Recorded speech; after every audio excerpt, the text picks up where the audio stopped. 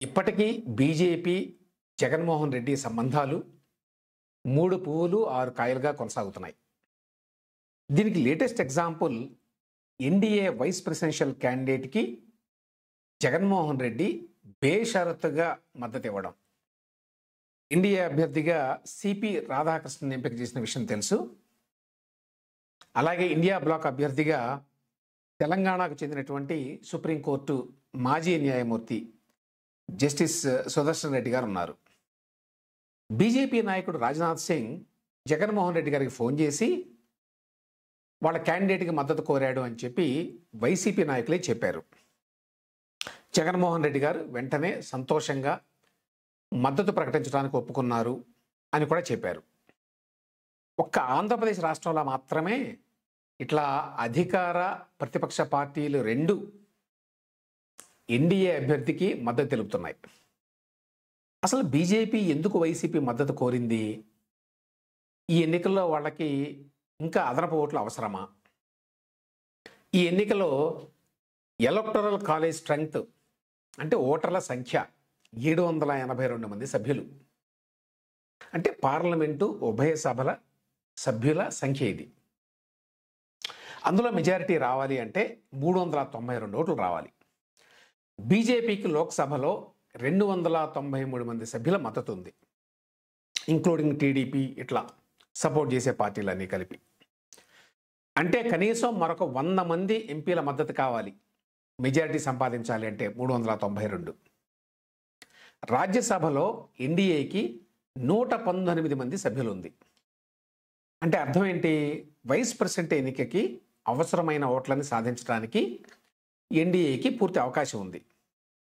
అయితే ఇది బొటాబొటీ మెజారిటీ. ఏమాత్రం ఏమరపాటుగా ఉన్నా కూడా కొద్దిమంది సభ్యులు ఏ కారణం చేతనైనా ఓటు వేయకపోయినా కొంపలు మునుగుతాయి. అందుకని ఇంకొక 15-20 మంది సభ్యుల మద్దతును అదనంగా కూడగట్టుకోవాలి, to be on the safe side. ఇందుకోసం రాజ్నాథ్ సింగ్ గారు వైసీపీ, డిఎంకే, బీజేడీ పార్టీల మద్దతు కోరారు. అయితే వీళ్లలో ఇప్పటివరకు వైసీపీ ఒక్కటే మద్దతు ప్రకటించింది. వైసీపీకి లోక్సభలో 4, రాజ్యసభలో 7 సభ్యులు ఉన్నారు. అంటే మొత్తం 11 మంది సభ్యులు అన్నమాట. ఇంతమంది సభ్యుల మద్దతు రావడం లేక వాళ్ళు ఇవ్వడం అనేది చిన్న విషయం కాదు. ఎన్డీఏ అభ్యర్థి సిపి రాధాకృష్ణన్ తమిళనాడుకు చెందిన వ్యక్తి కాబట్టి డిఎంకే వాళ్ళు సమర్థిస్తే బాగుంటుంది అని అడిగారు. వాళ్ళేమీ ఫ్రెండ్లీ పార్టీ కాదు, సన్ ఆఫ్ ద సాయిల్ అనేటువంటి ఉద్దేశంతో. కానీ అది జరిగేటువంటి అవకాశం లేదు. డిఎంకే ఆ రకంగా కాంప్రమైజ్ కాదు బీజేపీతో. సన్ ఆఫ్ ద సాయిల్ అంటే ఒక మాట గుర్తుకొచ్చింది. అదేంటంటే ఆ విధంగా తన ప్రత్యర్థి పార్టీకి చెందినటువంటి వ్యక్తి ఒక ప్రెస్టీజియస్ పోస్టులో నిలబడ్డాడు, ఒక ప్రతిష్టాత్మక పోస్టుకి నిలబడ్డాడు. ఆయన గెలిస్తే మన జాతి గౌరవం, మన రాష్ట్రానికి గౌరవం, మన భాష గౌరవం అనే ఉద్దేశంతో ఆ విధంగా మద్దతు ఇచ్చిన వాడు ఎన్టీ రామారావు ఒక్కడే భారత రాజకీయాల్లో. అందరికీ తెలుసు ఎన్టీఆర్ టీడీపీకి కాంగ్రెస్ పార్టీ ప్రధాన ప్రత్యర్థి ఆ రోజున. అయినా కూడా పివి నరసింహారావు గారు నంద్యాలలో నిలబడితే ఆయన అప్పటికే పీఎంగా ఉన్నాడు, కానీ గెలవాల్సిన అవసరం ఉంది. నంద్యాల నుంచి ఎంపీగా తెలుగు బిడ్డ అని చెప్పి సపోర్ట్ చేశాడు. ఈవెన్ దో కాంగ్రెస్ పార్టీ అనేది ఆయన మెయిన్ రైవల్ అయినప్పటికీ పొలిటికల్గా మళ్ళీ ఎవరు అట్లా చేయాల. సో ఆ రకంగా డిఎంకే మద్దతు ఇచ్చేటువంటి అవకాశం లేదు సిపి రాధాకృష్ణన్ గారికి. ఇక బీజేడీ, బిజు జనతాదళ్, ఆ పార్టీతోటి ఈ మధ్య వరకు బీజేపీకి అలయన్స్ ఉంది. మొన్న ఎలక్షన్స్లోనే విడిపోయారు వాళ్ళు. కాబట్టి ఆ చొరవతోటి వాళ్ళ మద్దతు కూడా కోరారు. మరి వైసీపీని అప్రోచ్ అవ్వడానికి ఏంటి బేసిస్? బీజేపీతోటి ఓపెన్గా పొత్తు పెట్టుకోవడానికి జగన్మోహన్ రెడ్డి ఎన్నటికీ కూడా సిద్ధపడ్డాడు. ఎందుకంటే ఆయనకి ఈ విషయంలో ఓట్ బ్యాంక్ సెంటిమెంట్లు ఉన్నాయి. అందరికీ తెలుసు, క్రిస్టియన్ ఓట్లు, ముస్లిం ఓట్లు, ఇలా కొన్ని సెక్షన్స్ ఓట్లు ఆయనకి రావు బీజేపీకి ఓపెన్గా మద్దతు పలికితే. అందుకని గతంలో అధికారంలో ఉన్నప్పుడు లోపాయకారిగా ఒప్పందం కుదుర్చుకొని రాజ్యసభలో చాలాసార్లు బీజేపీకి సాయం చేశాడు. దానికి వ్యక్తిగతంగా కొన్ని ఫేవర్స్ పొందాడు అని చెప్తారు. అయితే ఒకటి మాత్రం నిజం, జగన్తో డీల్ చేసుకోవటం అనేది చాలా సేఫ్ అనేటువంటి అభిప్రాయాన్ని మాత్రం బీజేపీకి జగన్ కలిగించగలిగాడు ఆ 5 ఏళ్ల పాటు. ఆ కారణం చేతనే ఏపీలో టీడీపీతో కలిసి కూటమి ఏర్పాటు చేసినా కూడా ఆ పార్టీకి ప్రత్యర్థి అయినటువంటి వైసీపీతో సంబంధాలని బీజేపీ ఇప్పటికీ కొనసాగిస్తోంది. అట్లా చేయవద్దు అని చెప్పేటువంటి సాహసం టీడీపీ కానీ జనసేన కానీ చేసేటువంటి పరిస్థితుల్లో లేవు. బీజేపీ తోటి ఈ రకమైన అవగాహన ఉండటం జగన్ రాజకీయ భవిష్యత్తుకి చాలా కీలకం. ఏవి అడగకుండా, ఆశించకుండా బీజేపీ క్యాండిడేట్కి ఆయన మద్దతు ఇవ్వడు.